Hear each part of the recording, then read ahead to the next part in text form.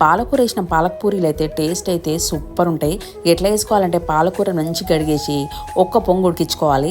ఇట్లా ఉడికిపోయాక తీసి ఒక గిన్నెలోకి వేసుకుంటే మంచిగా చల్లగా అయిపోతుంది. చల్లగా అయిపోయాక దీన్ని మిక్సీకి వేసుకోవాలి.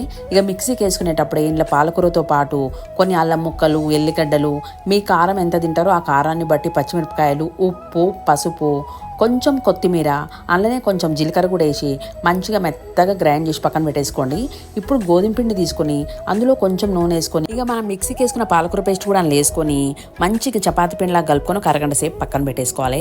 నీళ్ళు అయితే ఎక్కువ అవసరం పడవు, చూసి చేసుకోండి. ఇట్లా తర్వాత అరగంట తర్వాత ఉల్లెలు చేసుకొని పూరీలాగా చేసుకోవాలా. పూరీలు అన్హెల్దీ అనుకున్న వాళ్ళు చపాతీలు కూడా చేసుకోవచ్చు, బాగుంటుంది పాలక్ చపాతీలు. ఇట్లా అన్ని పూరీలు చేసి పెట్టుకున్నాక మంచిగా నూనె లేచి కోస్తే మన పాలకూర పూరీలు అయితే రెడీ అయిపోతాయి. ఇక ఇంటికి ఎవరైనా చుట్టాలు వచ్చినప్పుడు కూడా ఇట్లాంటి రెసిపీస్ చేసిండ్రు అనుకోండి, మస్తు నచ్చుతాయి వాళ్ళకు. టేస్ట్ అయితే సూపర్ ఉంటాయి. ట్రై చేయండి పాలక్ పూరి.